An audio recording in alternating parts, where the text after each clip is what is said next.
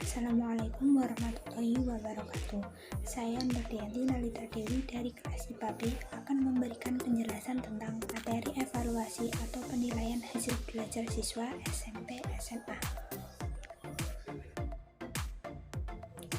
Langsung saja, pengertian dari evaluasi. Secara garis besar, evaluasi dapat dikatakan sebagai pemberian nilai terhadap kualitas sesuatu.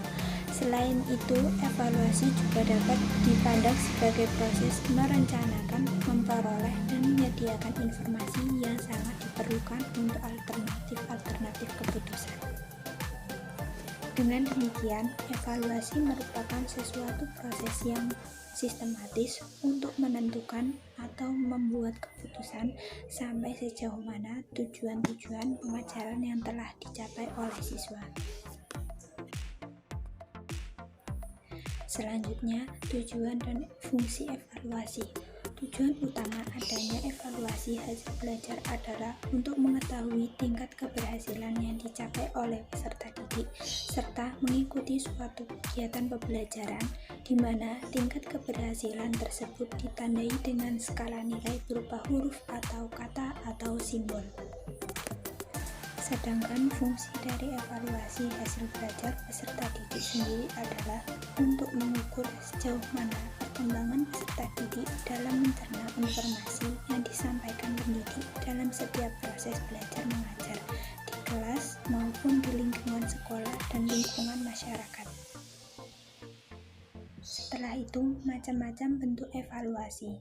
Yang pertama, pretest dan posttest. Untuk pretest dilakukan secara rutin pada setiap akan memulai penyajian materi baru dengan tujuan untuk mengidentifikasi taraf pengetahuan siswa mengenai bahan yang akan disajikan.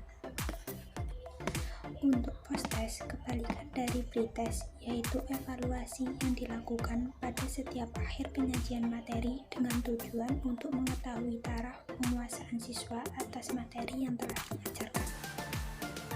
Yang kedua, evaluasi prasyarat, di mana dilakukan untuk mengidentifikasi penguasaan siswa atas materi lama yang mendasari materi baru yang akan diajarkan. Yang ketiga, evaluasi diagnostik, dilakukan setelah selesai menyajikan sebuah pelajaran dengan tujuan mengidentifikasi bagian-bagian tertentu yang belum dikuasai oleh siswa.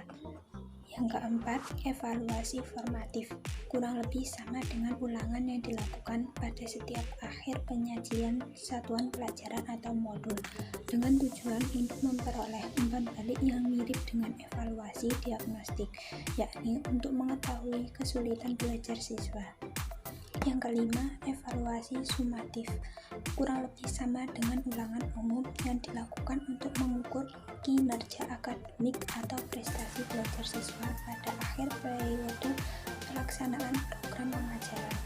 Dan yang keenam, UAN atau UN, prinsipnya sama dengan evaluasi sumatif dalam arti sebagai alat penentu kelulusan seseorang. Indikator prestasi belajar. Prestasi belajar merupakan suatu bentuk pengakuan terhadap hasil belajar. Suatu hasil belajar dapat dikategorikan memiliki prestasi jika hasil belajar sesuai dengan tujuan pembelajaran. Pada prinsipnya, menggunakan hasil belajar idealnya meliputi segenap ranah yang mana ranah psikologis berubah sebagai akibat pengalaman dan proses belajar.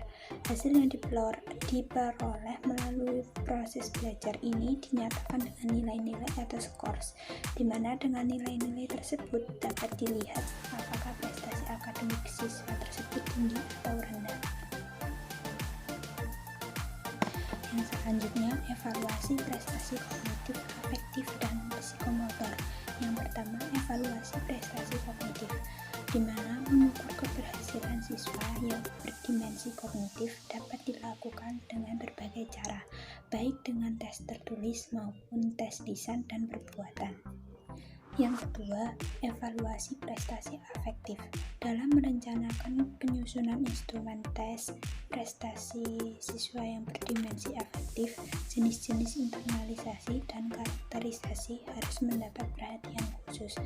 Alasannya, karena kedua jenis prestasi afektif itulah yang lebih banyak mengendalikan sikap dan perbuatan siswa. Yang ketiga, evaluasi prestasi psikomotor.